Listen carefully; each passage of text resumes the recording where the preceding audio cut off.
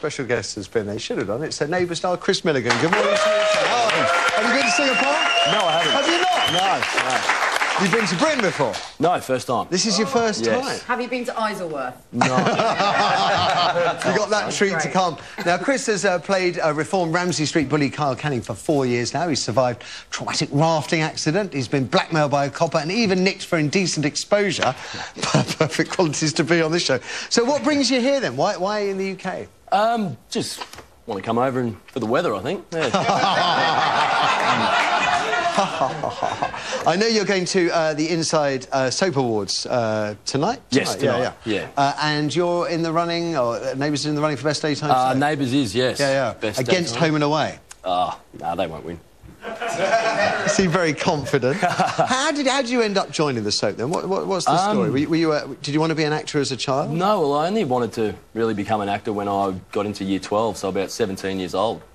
And I did the school play, and then from there I just fell in love with it, and I didn't want to be a carpenter, so I was like, I would rather do acting, so I'll stay with that. And how did you get discovered for Ramsey Street? I just went to an audition for a 6-week guest role, and I'm still here, so there you go. 4 years later on, good for you. Now, this week, Kyle's on-off girlfriend, Jade, is asked to be godmother to Sister Sonia's baby, which Kyle mistakenly thinks means he'll be a godfather too.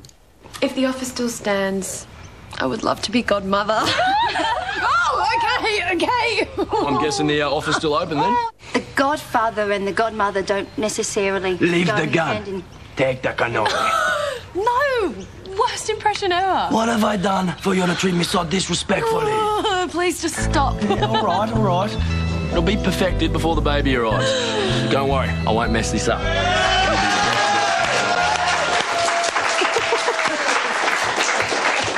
What you didn't see at home was you grinning away to that. So I take it you don't watch yourself back very often. Oh, I try to, but yeah, sometimes it's just too hard. No, I don't blame you. I don't blame you. Now, you actually arrived here yesterday. Yes, 1 o'clock yesterday afternoon. How on earth are you awake at the moment? Oh, I did get to bed early last night, so it wasn't too bad. And what about the rest of your time here? You're going to stay in the UK? I'll be in the UK till Saturday morning, and then I'll fly over to Germany for Oktoberfest. Oh! So that'll be fun. Yeah. That'll be fun. Have you ever been, to Germany before? No, never been to Europe. Have you left Australia before? Yes, I've been to LA and New Zealand. Okay. So there you go. Oh, and I went to Thailand. You're in for a treat at Oktoberfest, you really are, if you can remember anything. I will. Do you know the chicken dance? No. I'm minded to get Eric to show him. Do you want to show him? Eric's or shall I? To remember. Was it like that? Yeah. It's a bit like that, but after 2 pints. It's a stein is 2 pints, isn't it? It's 2 pints to a stein. And you'll... Oh, my word. Good luck. Now, what about questions from the panel? Steve? Well, you've already asked it. Was this your first time in the UK? Okay. I know. That was a question. I was desperate. Yes, please. Okay, which is, weren't you... No, because I found this quite interesting when we were talking backstage. Weren't you up for Bachelor of the Year or something like that? Yeah, in Australia there's a magazine called Cleo, and they, just anyone can put you up for it. So who put you up for it? I think it was my old, well, can't be an old cousin, can it? My agent's cousin. So she used to work with my agent. Did you win it? Is probably the... No, I came equal 4th. Yeah, because there's only 3 that they yell out, so Who won? That's what Screechy wants to know. Who won, and is he still available? A chef. A chef. So you can't give her their hands. Yeah, Give her their hands. Exactly. No, lovely to have you with us this morning. I think we've got some other Neighbours people coming in throughout the week as well, which I'm looking forward to. Yeah. So I'll imagine you're going to have a riot tonight at the Inside Soap Awards. But right now, I need to tell you folks at home what you can expect from us this morning. Mitchell and Pleb is the subject of our first phone-in. Hey. Should David Cameron fire his chief whip after Andrew Mitchell allegedly called a couple of coppers effing plebs? 5 days the row has rumbled on, with Mitchell at first denying everything. 24 hours later, he confessed to swearing, but not the pleb insult. Police notes suggest otherwise. Labour and the Rozzers want the PM to get rid of Mitchell. Should he? We'll take plenty of calls on that before it's over to Chris for the rest of today's headlines. After which, I'm chasing your thoughts on this week's move by teachers to work to rule.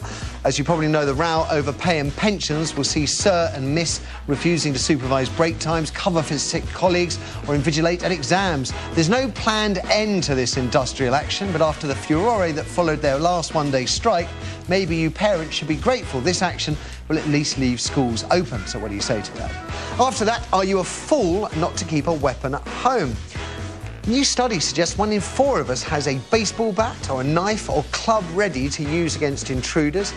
Tory MP David Davies famously called for homeowners to arm themselves with tasers. That prompted outrage from the police, who say if you do that, you'll actually only end up hurt. But who is the bigger fool, the one who's got a weapon at home or the person who hasn't? And then finally, who likes looks more, men or women? Studies show that men tend to put looks ahead of personality and status when they go for a girl. Women say they do the opposite, but are they telling the truth? We've got Kirsty with all the numbers. Morning, Kirsty. Good morning, Matthew. And hello at home. The number to call, as usual, is 0207 173 5555. Calls will set you back a maximum of 10 pence a minute, and that's based on a BT landline call, so mobile phone charges and other networks may vary. You can email us wrightstuff@channel5.com, and if you'd like to send us a text, the number is 80088. Text will cost 25 pence plus your standard network charge. Not all messages will be shown on screen, and always remember to put TWS before your comments. And of course, if you're on Twitter, send us your tweets at 5 Wright Stuff. So did you go for looks first? Oh, I'm very lucky because I've got both in my boyfriend. He's watching this morning. After the ads, things may get ugly. It's Mitchell and Pleb. Should the PM fire Andrew Mitchell for allegedly calling a couple of coffers effing plebs? 0207 173 5555 is the number you need. It's the panel's thoughts next time. So, Chris, you arrive in these shores, you find the British government in a state of disarray, as per usual. What do you think of we've got this sort of top-ranking politician essentially abusing our boys in blue at a time when they've had a very, very difficult time, the British police? I'm on the same wavelength as these guys. I'm sure if he, the next day, came out and said that, you know, he's had a bad day, and, you know, we all have bad days. Absolutely. And we say the wrong things at the wrong time, and if you come back the next day and say you're sorry and you didn't mean it, then I'm sure it would have been fine. But just the fact that he's just gone on and on and on, and then day after day something else comes up and something new, it's not good. And essentially, Steve has used the lie word. I mean, I was advised by lawyers trying to avoid it, say things that not fully au fait with the truth. But if he did, you know, one moment he says, you know, I didn't swear. The next minute he says he did swear. He's a cabinet minister in charge of discipline within the party. On that fact alone, on the fact he changed his story about swearing, can he be trusted with anything? I don't think so anymore. No, it's extraordinary because in the great scheme of political cock-ups, it's just a stupid thing to have said. Other people have done far, far worse things. But again, from taking it further, it's the fact that a decision is still not being taken on it. Yeah. And I think that's the other thing. It calls into question then, you know, the people at the very top of the chain for actually making a decision when something like this raises its head. Because they know that this is going to happen. They know the papers. Well, I must admit, I couldn't believe when I left the studios on Friday with it rumbling around. I thought, well, there's no way we'll be talking about this on Monday. Nobody could be so stupid as to allow this situation to rumble on through the Sunday papers and all the aggro there. There's no way we'll still be talking about it on Monday. And here we are talking about it on Monday. I suppose it takes the heat off Nick Clegg, doesn't it? Just. So there we go. You've heard from the panel. After the break, we're going to hear from you. Should our cabinet enforcer Andrew Mitchell lose his effing job if he called those coppers plebs? 0207 173 5555 is the number to dial. I know we're dancing on the edge. Your calls are nothing but after these ads.